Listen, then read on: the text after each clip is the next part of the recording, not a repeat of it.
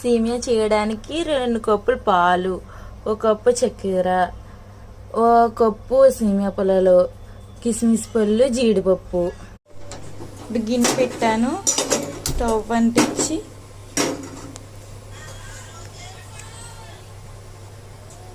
మినకన్ని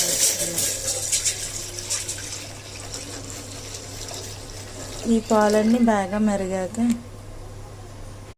పాలు మరుగుతున్నాయి, బాగా మరిగాక పాలు మరుగుతున్నాయి కదా, సేమియాలు వేసేసుకోండి, కలపాలి.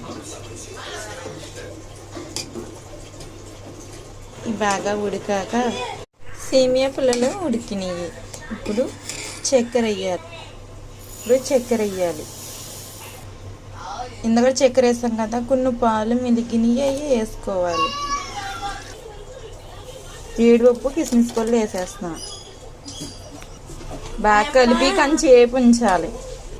సేమియా రెడీ అయిపోయింది.